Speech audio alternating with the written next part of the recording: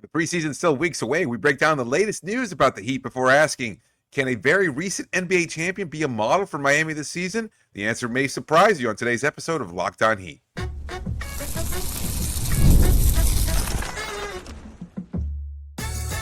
You are Locked On Heat, your daily Miami Heat podcast, part of the Locked On Podcast Network, your team every day.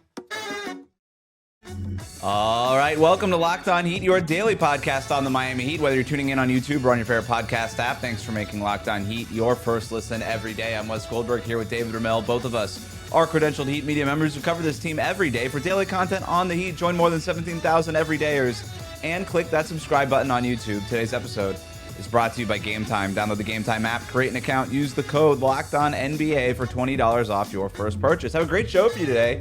We got some mailbag questions that we want to get to. There are rumors going around about a creative way that the Heat can get under the luxury tax, but it might involve waiving one of their players. Plus, what can the Heat learn from the Warriors? But David, before we jump into all of that, are you excited about Kai Jones? Ooh. No air horn? Is Kai Jones air horn worthy? Not anymore. Not anymore. All right, there we go. Now I'm excited. Pumped up. Okay, it's an opportunity to bring in another big man. 6'10", 6'11". First round pick from a couple of years ago. He's played 3 seasons in the NBA. Spent some time with was it Dallas last year? And the Clippers. So he's a guy who can be a pseudo rotation player, especially for a front court as thin as Miami's. I would say that he just doesn't do anything particularly well. I mean, he's not overtly explosive. He's got some nice hops, but I think he's got a little bit slow as far as his jump is concerned. He's not a great rebounder. He's not a passer. He's not a good screen setter. But he runs the floor and he tries hard, and he's kind of still just a G League guy. He's a very young player, still just 24, despite being drafted 4 years ago, and just a guy with some potential. And maybe Miami might be able to mold him into something productive and kind of instill their work ethic and get him to stay focused on one particular thing. But I think it's just basically somebody to bring in for camp, and that sort of idea. I don't think he has a chance of really being an impact player on the roster. Yeah, let's be clear. The Heat have not signed Kai Jones. They are simply working him out. So they haven't signed him even to a training camp deal. Right. This is from Chris Haynes on Monday afternoon reporting that Miami is working out Kai Jones. You mentioned the talent there. The talent is there, right? He's big. He's athletic. 19th pick in 2021. 19th overall pick. And he was a guy that I think a lot of people thought might go higher in that draft. He was one of those measurement combine gods, right? Like the wingspan is huge, and the vertical leap is great, and the hand length this, and the body fat that, and all these things, and it just never materialized to anything on the court. He basically played his way out of the rotation in Charlotte, which is very hard to do. Played overseas for a year, came back last year, signed with the Clippers, played 28 games there, ended up on Dallas by the time the season was over, played 12 games with them. I remember in the draft, there was conversation about, hey, is this guy like a stretch big type? That was sort of what he's projected as.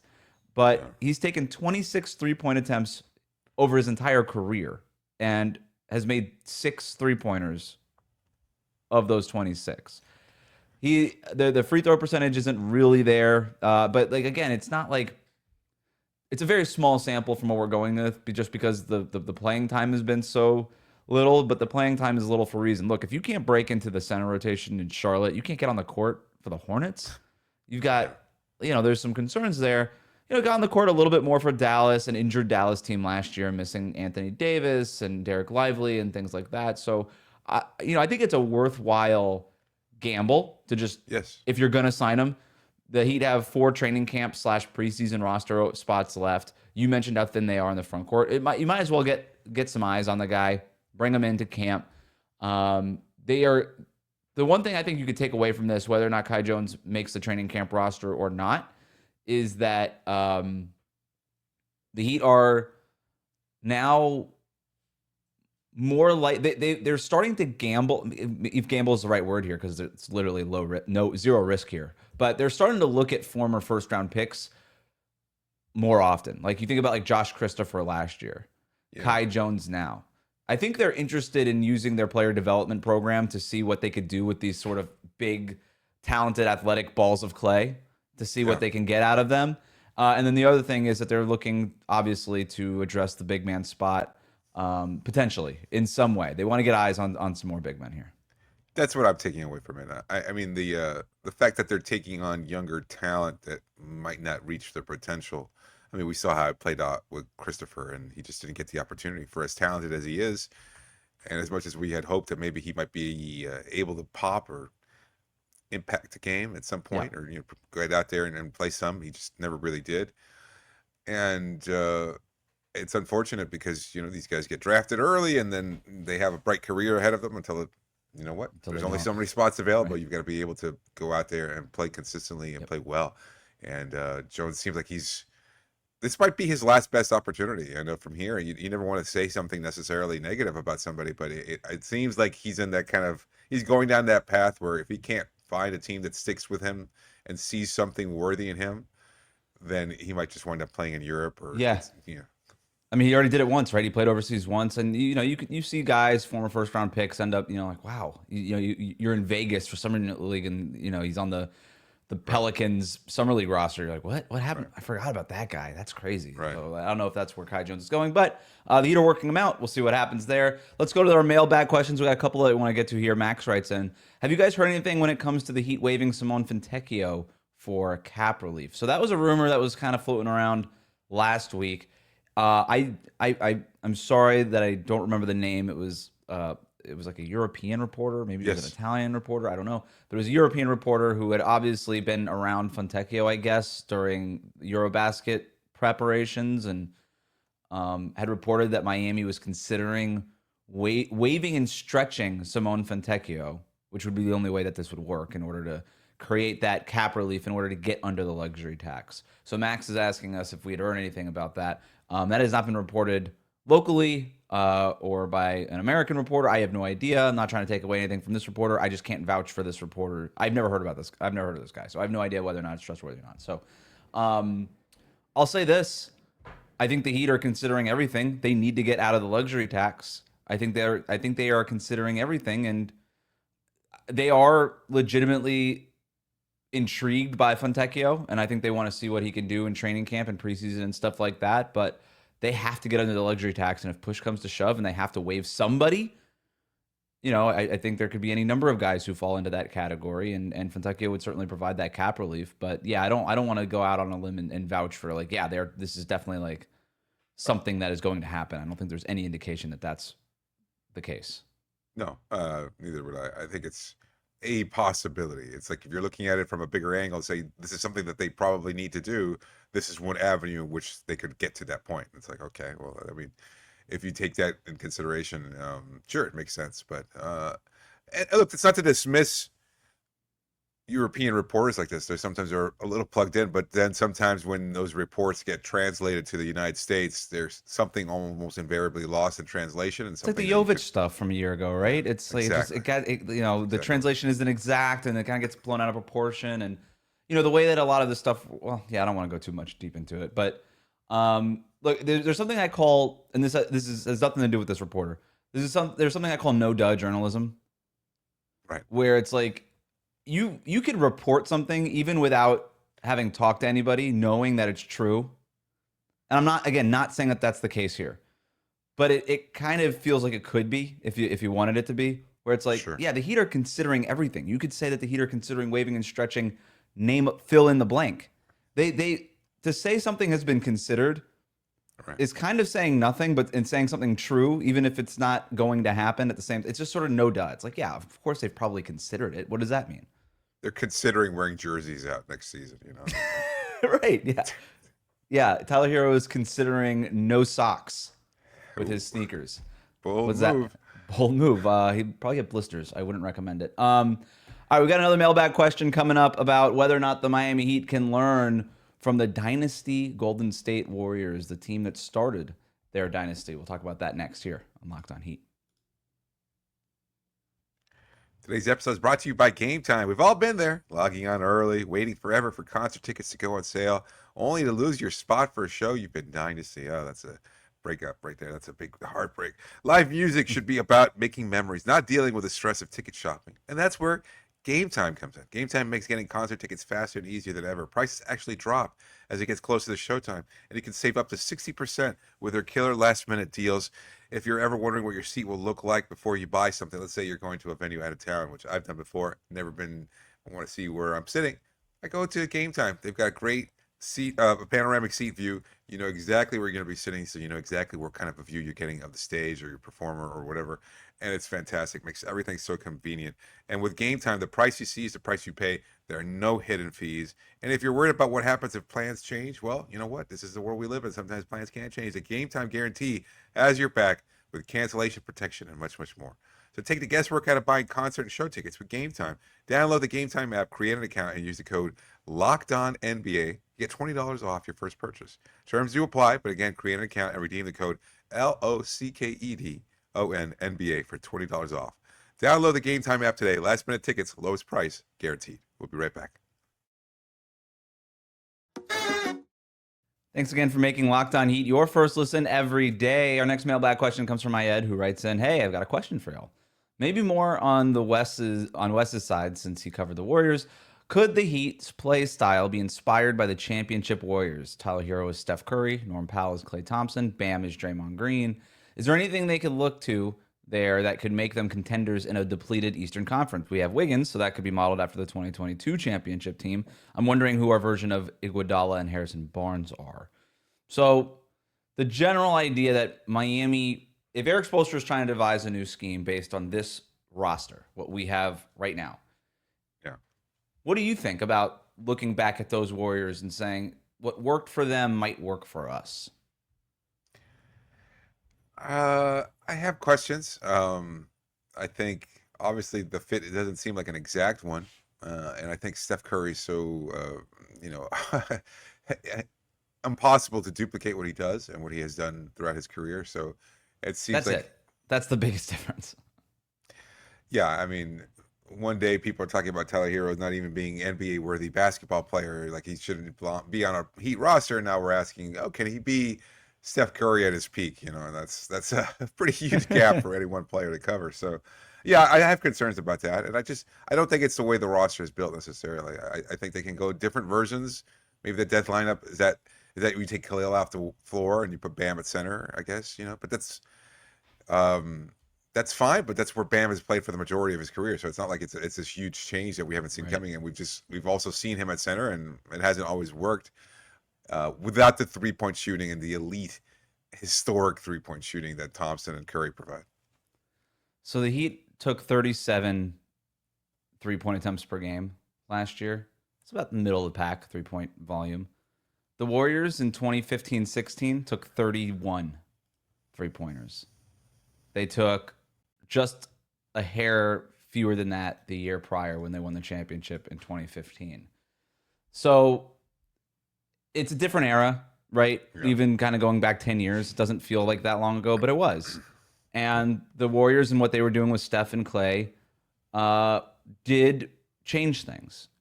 It kind of helped push us in this 3-point shooting direction in a big way. And a big part of that has been teams trying to find their version of Steph Curry, trying to do this, trying to find, okay, what is the Warriors formula that makes sense for us? How can we retrofit our team and make it so that we could play and keep up with that team, that dominant dynasty team? And some teams have failed, and most teams have failed. Some teams have succeeded, right? You think about the Boston Celtics. Even, I would argue, the Houston Rockets. They never won a championship, but man, they got far, and those were some good teams with James Harden and some of those teams. So some teams figured out their version of it. Others didn't. Most didn't. That said, I think there could be something in terms of schematics, X's and O's that they could take from those Warriors teams. Like having Norm Powell and Tyler Herro running split cuts off of a Bam post up or a Bam dribble handoff. That to me is really interesting. The way, like, to me, when I think about the Golden State Warriors, there's two plays that I think about. It's either Zaza Pachulia or Andrew Bogut in the post with the ball, with Steph and Klay Thompson running split cuts and just making the defense make a decision on who they're going to stay with. and then that center kicking the ball out to that open shooter, and then just them wreaking havoc in that way. So that's the number one play. The second play I think of is Draymond Green on the roll with a numbers advantage, lobbing it up to Andre Iguodala for a backdoor lob. Yeah. With shooters all around them, with Iguodala just wide open on the baseline. Those are the two plays that I think about all the time. What would Miami's version of those plays be? Well, it's pretty obvious, right? You can do split cuts, Bam in the post, or Kel'el Ware in the post, right? I think he can make that read. You know who could definitely make that read because we've seen him do it before? Jaime Jaquez Jr.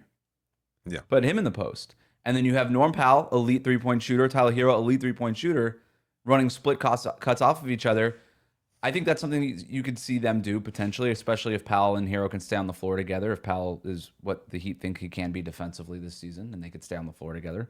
So that's one thing. And then Bam playmaking. Is there a lob threat there? Is there a version of Bam who could do a lot of play? It doesn't necessarily have to be Iguodala in the lob, but just a version of Bam who can play make a little bit more the way that Draymond play makes for those Golden State Warriors teams and kind of unlocks a lot of these different things. If we can kind of get into more of a Bam back to like 4 or 5 assists per game, I think that's interesting. Yeah, I like you mentioned a player there that I think could make this happen, and it's Jaquez. Like, I think he's got the savvy, the IQ to kind of fill in that Iguodala-esque type of role. Athletic. The problem is that the defense certainly is such a huge disparity. Yeah. And the 3-point. Can we combine Haywood Highsmith and Jaime Jaquez Jr. into one player? Yes. And get late career Andre Iguodala? That'd be great. Because I think he's got the potential there. Like that's just the problem with this Heat roster. Sometimes you look at these players, even as you're making comparisons to past teams, it's like you have players that they might have the potential to do something well, but there's just such a glaring weakness on another facet of the game that makes them virtually unplayable. So it's finding a way to get these two-way players and develop them and be able to add them to the roster. And right now, Miami just doesn't have a lot of options that way. So can I ask you a sort of follow-up on all of this? Yes. So I mentioned the three-point shooting numbers there. And I guess the big difference is that when the Heat shot 37 three-point attempts per game last year, they were in the middle of the league. When Golden State was taking 31, 32 three-point attempts a game 10 years ago, that was the number one mark in the league. So can the Heat be near the top of the league in three-point shooting volume? And do you think that they should be? Because that doesn't work for all teams. Not all teams should be taking that many threes. Like the Denver Nuggets should be taking a bunch of shots in the paint. The Milwaukee Bucks should be taking a bunch of shots in the paint. The Oklahoma City Thunder should be taking a bunch of shots in the paint. For the Heat, I don't know where their hot zone is in the half court. Maybe it is. Maybe it is from three. Because, again, considering you've got Tyler Herro, Norm Powell, Bam has extended his range, especially at that power forward spot. He's able to shoot from the corners a little bit more often. Kel'el Ware, we know, is willing on those pick and pops and trail threes in transition. I kind of think, yes. I think the Heat should be aiming to be near the top of the league in three-point shooting volume. I agree. I really do. I think there's a lot of opportunity there for transition basketball, a lot of great chances there if they just find ways of moving the ball effectively and unlocking some additional playmaking from guys like Bam and Ware. So I think, we saw Ware make smart passes. So I think we could do something with him as a, he's not going to set screens at the same level there, but you could run him in the post and he could find some guys from the 3-point spot there. I think he's got the potential. He's got the size, the vantage point there where he can make those plays for somebody on the perimeter. So I think there's chances there. It doesn't seem like he's so intent on scoring whenever he does get the ball. So I think he's just kind of locked in that regard. But maybe he's the lob threat for Bam. Hanging out on in the dunker spot. Yeah. Yeah, that's certainly a possibility there. I don't know. I like the idea of anything. To be honest with you, at this point, I'd be happy with just them being implementing that kind of change, picking up the pace, shooting that many 3-pointers. It kind of feels like they have to, right? Like they don't have superior offensive talent. So how do you make up for that? You make up for it with math. Right. And if you can win the math battle, even if you're not winning the offensive talent battle every single night, if you're winning the math battle, that keeps you in the mix, right? That's keeping you in stuff. And that's been Miami's biggest problem over the last couple of years is with or without Jimmy Butler, right? Like they just never were winning the offensive talent part of this on most regular season nights. And they definitely weren't winning the math part of this because they were playing at one of the slowest paces, and they were just sort of average to below average in terms of three-point shooting volume. I think you almost have to play like a college team where it's just like, okay, like we've got pretty decent talent. We got a bunch of 3- and 4-star recruits, but if we're winning on pace, if we're winning the possession battle, and we're winning on three-point volume, then that math kind of breaks our way, and that's the difference between 40 wins and maybe 45 or 46 or 47 wins in a season. So, yeah, we'll see. We're going to take a quick break here. Locked Off Heat is next.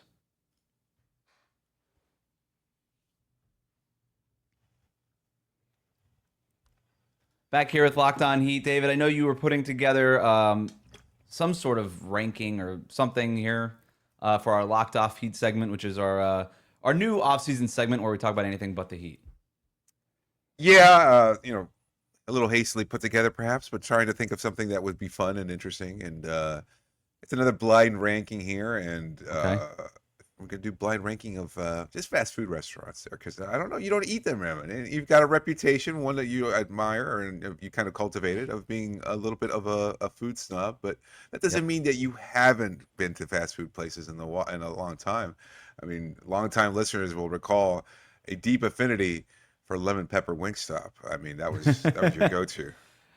Different time. So, That was a little different. You're a little more mature now. You've changed your palate a little bit. Well, that's when I lived in California, and I remember the first year I moved to the Bay Area.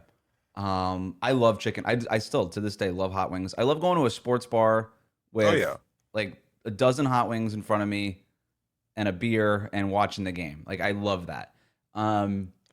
And I remember when I first moved to the Bay Area, I asked my old boss at the time, I was like, hey, where can I get good wings? He looked at me like I had a third head. Like, he was like, I was like, he's like, what do you mean chicken wings? I was like, you don't eat chicken wings? Like, is this crazy? Is this just not a thing you do in the Bay Area? And the only place I could find a sports bar to eat wings was Buffalo Wild Wings.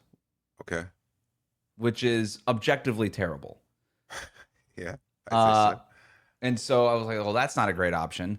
And then I found Wingstop, which is you can't sit there because there's no. It's a fast food joint, so you just pick up your wings. But you end up picking up the wings, buying your own 6-pack, and watching the game at home, which wasn't the same thing, but it's the best I could do. And even Wingstop, it wasn't the best, but it was the best option for me at the moment. But now that I live back in Miami, we've got Flanagan's, we got Sports Grill, we got all these places that are way better. So yeah, I don't know if Wingstop's on your list, but how many are we doing here? I've got 10. Okay, so I'm going to blind rank 10 fast food restaurants. Number 1 being the best, 10 being the worst out of this group? Correct.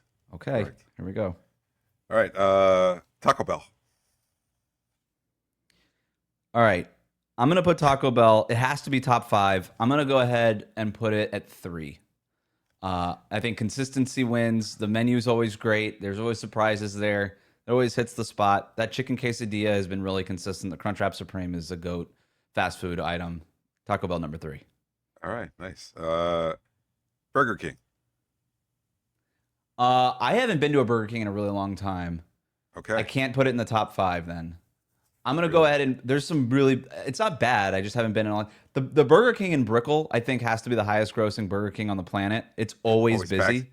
Yeah. Always. And my wife and I have talked about this. Like, before we move, we have to go to this Burger King. Like, we have to make this happen. We've lived here for 6 years. We've never been to this Burger King. That said, so it could be higher after this, but I'm going to go ahead and put that at 7 right now. Okay, that makes sense. It's just, I don't know why people are so determined to it has to be either McDonald's or Burger King. There could be room for both. Why do we don't want, it's like gang affiliation between the two. It's like, no, you can have both. It's okay. All right, Subway. Subway, I'm going to put at 9. I think Subway sucks. It's not a good sandwich. We'd happily have them sponsor the show. Yeah, of course. If they wanted the $5 footlongs or whatever it is, I feel like Happy Gilmore. I feel like Happy Gilmore. It's like, oh, delicious footlong sub. Yeah, the Italian's not bad there, but Subway is an aggressively bad sandwich, generally speaking. All right, I hear you. Raising Cane's. That's the chicken. Those are chicken tenders, right? That's the Louisiana one. You haven't been? I don't know that up a couple places. I don't know that I've had Raising Cane's, but I know it's fried chicken tenders. I might have had it. I can't remember. I know it can't be that bad. So I'm going to go ahead and put that at 6. Okay. Understanding that it should probably be higher because people who like it really like it, but I can't speak to it. KFC. 10. 10. You hate KFC. Not a fan. Too greasy. Don't like it. I haven't had it in a long time, but that was I can part tell of you the last appeal. time I had it. Yeah, specifically. I know exactly where I was and what happened and what I ordered. They used to do like this mashed potato bowl where it was essentially like a Chipotle rice bowl, but instead of rice, it was just like 4 pounds of mashed potatoes and just chicken, corn. I think there was like macaroni and cheese on top of it. Just insane carb loading, zero nutritional value thing. And I had it after I used to coach flag football up in Sunrise. And I remember there used to be a KFC, maybe it's still there over there on the corner from the park in Sunrise. And I went there and I got that. And I just remember being like, I will never eat at this restaurant again. I felt so bad. I thought I was going to be like the three-eyed fish on The Simpsons afterwards. I thought I ingested something poisonous. No, it's Scarlett O'Hara at the Anaconda of the Wind. You know, as God is my witness, I shall never eat KFC again. Throwing the bowl down, kids around the park going, "What the heck is wrong with this guy?" You know, lightning strikes in the background. Yeah, I can see it. Very dramatic scene there. Let's see what we got here. We got Wendy's. What I still have my top. I have 1, 2. You got 5 so far. You got 7, 5. 3, Okay. 6, 10, and 9. All right. 3, 6, 7, 10, and 9. 3, 6, 7, 10, and 9. And what did you just tell me? Wendy's? Yes, that was a kind of a trick there because Wendy's, I think, sucks. But I think now you're kind of forced to put them in top 5. Yeah, I kind of have to. I got to put them 5. You still have the 8 spot there. The junior bacon cheeseburger is not bad, and their chicken nuggets might be the best out of the big 3. I'll say that. Interesting. They have the spicy chicken nuggets; those are good. Chipotle. All right, now you're putting me in a really tough spot. So I need to. I know who I need to keep at 1. I think you're going to have them on the list, so I can't put that 1. I think I can get away with going number. I think I can get away with 2 with Chipotle. I think I actually prefer Taco Bell. To Chipotle. Chipotle is objectively better. I just enjoy the Taco Bell experience a little bit. But Chipotle is like lunch during work hours. It's nothing. It's not exciting. Yeah. Gets the job done though. It's delicious. I love Chipotle. I'll go 2 on Chipotle, but I feel like I'm gonna get screwed with who I'm gonna have to put at 8 here. McDonald's. Number 1, easy with a bullet. Okay. My favorite restaurant. Wow. Quarter pounder with cheese, no pickles, Diet Coke, medium fry, 4-piece chicken McNugget with sweet and sour sauce. That's my order. All right, you got 2 more then. Oh wait, 2 more. What numbers am I missing? 1, 2. You got 4. Oh, I forgot 8. I had 4 open. Okay, interesting. 4 and 8. 4 and 8. All right, let's go. In-N-Out. Tricky. This is tricky. Bit of a reputation here for being very good, but not actually all that good, right? I'm gonna go 4. Ooh. It's bold. too good to put 8. I can't put it 8. I might get screwed at what I have to put at 8 here, but I'm gonna go 4. The burger is legitimately very good. The fries are the polarizing part. I don't mind the fries. They're not McDonald's fries, but I'd probably put them over Wendy's. Definitely over Wendy's fries. Wendy's has the worst fries. Over Burger King fries. The fries are fine. The burgers are very good. I enjoy In-N-Out. I got Chick-fil-A last. Yeah, see, I knew it. I knew that's what was going on. I have to put them at 8, unfortunately, and I know that's wrong. That needed to be higher. I put Wendy's too high. Yeah. I forgot that I had 8 available. Yeah, I put Wendy's too high. Taco Otherwise, Bell I feel 3. pretty good about the list. It's a good list. I had Jack in the Box there as a wild card. I think that would have been, on a scale of 1 to 10, that would have been like 20. That would have been so we can end on this story, but a buddy of mine messaged me like some meme about Jack in the Box or something, and he goes, when I see Jack, and he lives in Orlando, so they don't have Jack in the Box up there. They don't have Jack in the Box down here. It's a West Coast, more of a West Coast thing, I think. Oh, absolutely. And he goes, every time I see a Jack in the Box, I think of that time where I threw up Jack in the Box in your front lawn in California.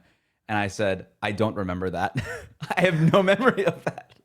I don't think I threw up, but I had zero memory of that, which is probably why he threw up. That's how you end up at Jack in the Box. You usually don't remember it unless you throw up. Pretty much. Yeah, not a great choice there, but definitely I would remember getting League Pass for the first time almost a decade ago and seeing the commercials and be like, wow, they look amazing, and the variety. Was that They the had all box these that different rocks kinds with of Charles players. Barkley? No, it was after that, I think. Okay. But there was also like Pizza Guy with what's his name? Ben McLemore? Is that what it was? Ben McLemore? Remember him? He's like Pizza Guy for a while with the Sacramento Kings. Oh my God, Pizza going Guy. way back there. I don't remember that at Yeah, all. yeah, he was a Pizza Guy, and there was a place in Sacramento called Pizza Guy with Ben McLemore. Oh wow, yeah. But those League Pass commercials back in the day when you could watch the games and see all the commercials. The local commercials were fun. It's way better than Yes. just like the blank screen that you get now. You get those great HEB commercials from San Antonio. Oh yeah, yeah. Those are really good. Menards. You remember Menards? Yeah. I don't even know what a Menards is, but I think it's a mean, grocery store. Yeah, I think so too. But Yeah. so many different League Pass commercials there. Now it's just kind of like the view of the court, right? And you're watching Yeah. the in-game entertainment and stuff like that. It's like, Yeah. Now I got to watch the dumb kiss cam instead of a well-produced commercial. you know how much you love that. Big fan of Kiss Cam. Well, hopefully Coldplay ruined all voyeuristic cameras in general at events. No, they still did it. They came down here and they were still So doing bad. it the whole thing. I mean, I think it's still a thing. Hey, people, mind your own business. How about that, Arena Cruise? Just mind your own business. Thanks for making Locked On Heat your first listen today. For your second listen, find the Locked On NBA podcast where there is no offseason. Doug, Matt, and Hayes keep you up to date on contract negotiations, rumors, and everything you need to be the most informed NBA fan. Find Locked On NBA on YouTube or wherever you listen to podcasts. Part of the Locked On Podcast Network, your team every day.